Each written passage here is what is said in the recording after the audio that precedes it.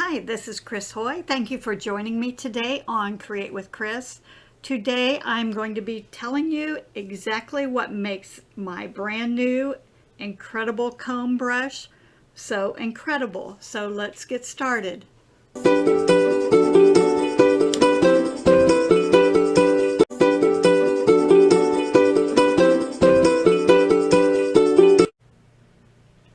What is a rake or a comb brush, and what makes my incredible comb so amazing? Let me tell you. A rake brush is a tool that you can use in painting to expedite textures, create amazing results very easily, very quickly. It's user-friendly. Why this brush is so much better? I'll go over some of the tips during the video, but one thing that I wanted was a nice filbert tip on it.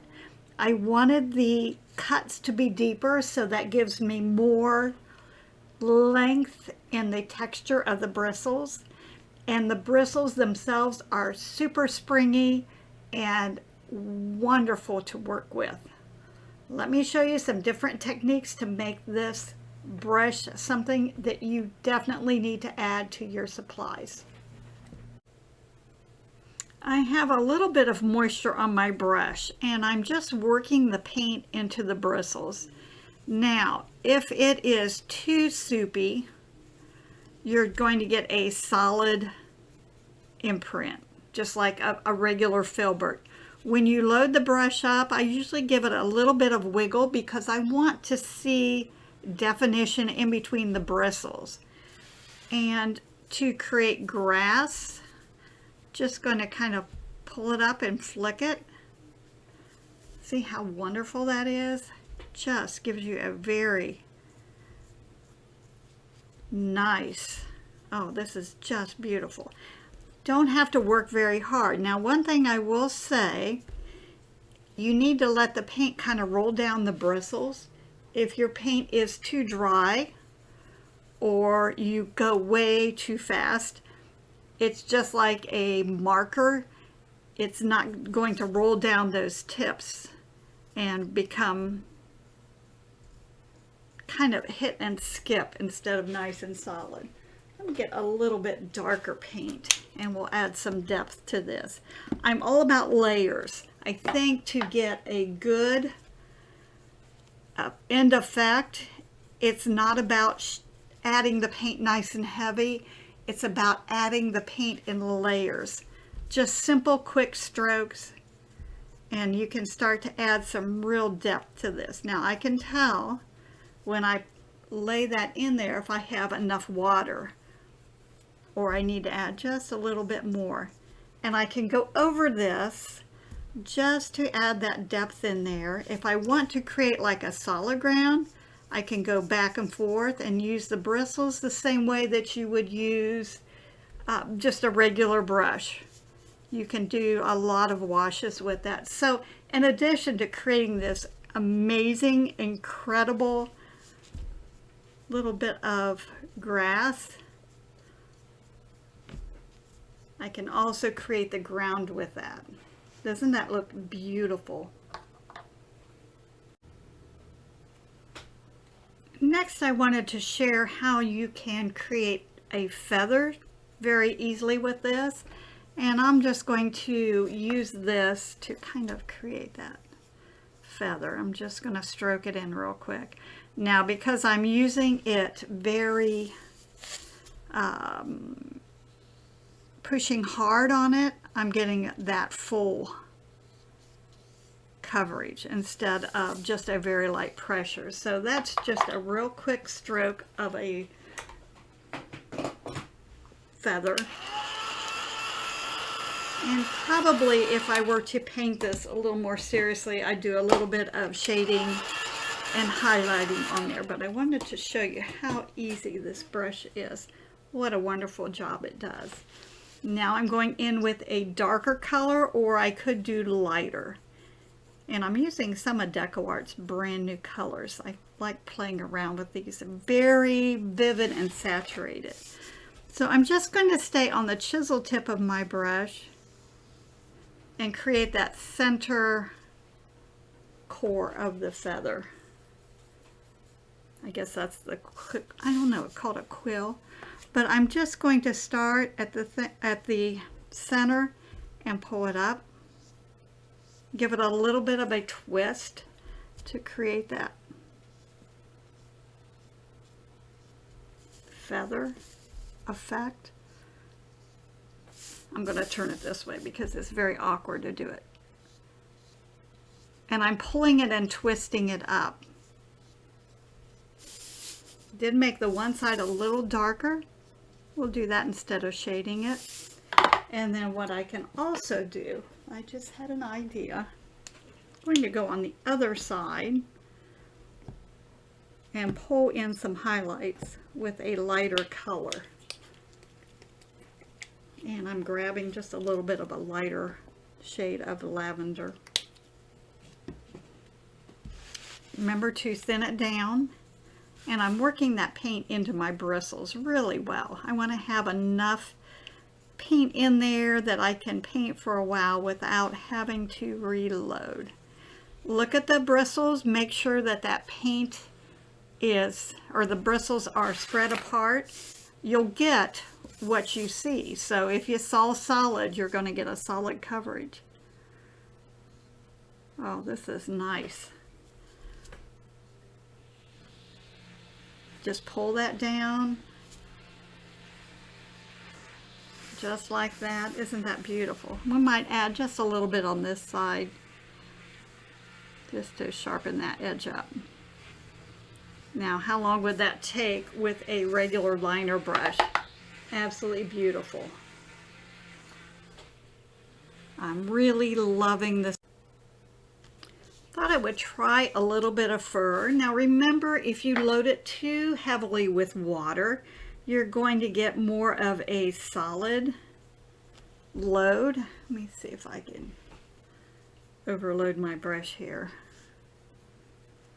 See how solid the brush is? We don't want that much. We want to be thinned out enough so that those bristles really splay apart and look very striated. So this is how you get that really nice texture. See how fine that is. And I'll just start pulling down lightly. Need to put just a little more paint on my brush. I wiped some of it off. Always check your brush to look for that, the way those bristles are. And I'm just going to stroke on some lengths of fur. I probably should have done this just on the white, but I wanted to add layers of fur. There we go.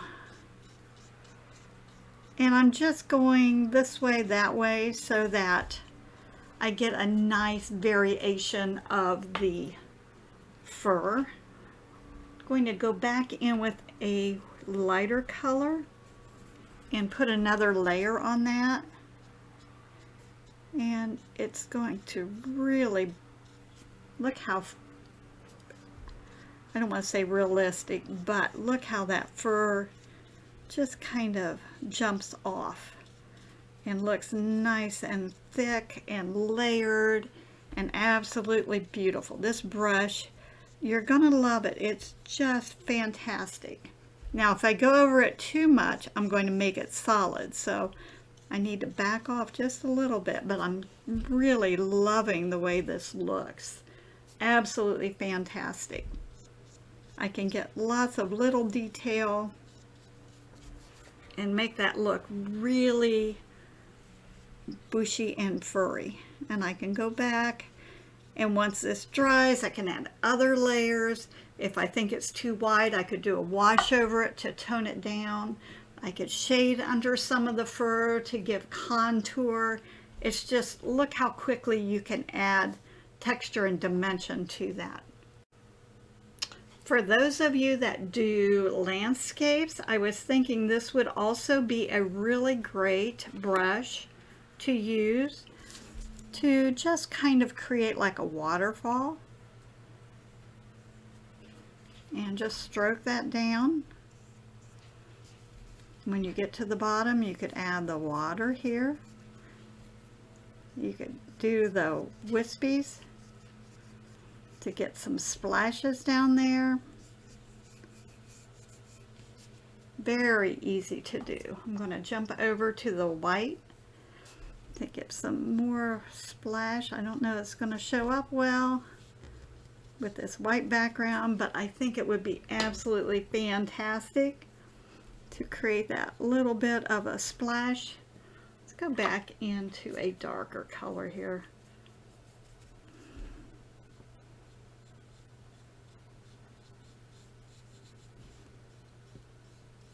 And add some more.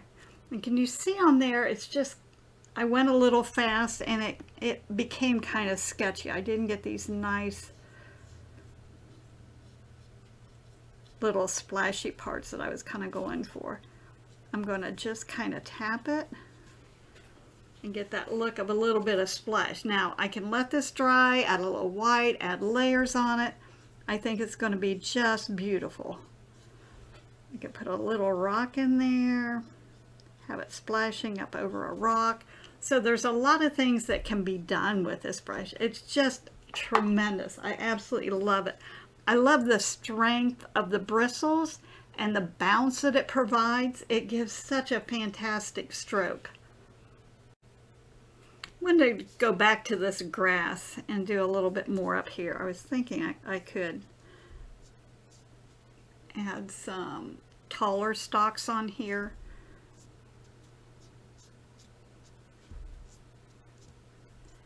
If your little meadow had flowers blooming in it, could go in with a little bit of color.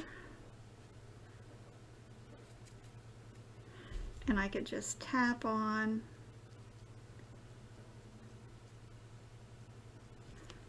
Oh, that looks pretty. I just kind of double loaded it with a little bit of that purple, and I'm just barely touching down on it. And it's creating that.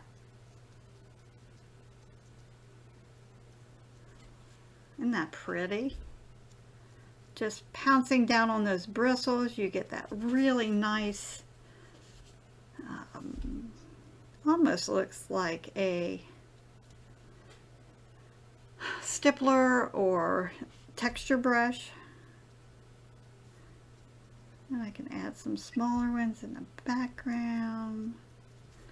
But look how pretty. Isn't that sweet? And I'm just using the tips of the brush to tap some of that in there. Very subtle. I think this is one of my favorite techniques to use. Isn't that pretty? Gosh, I love that. So these are just a few techniques that you can use with this incredible comb.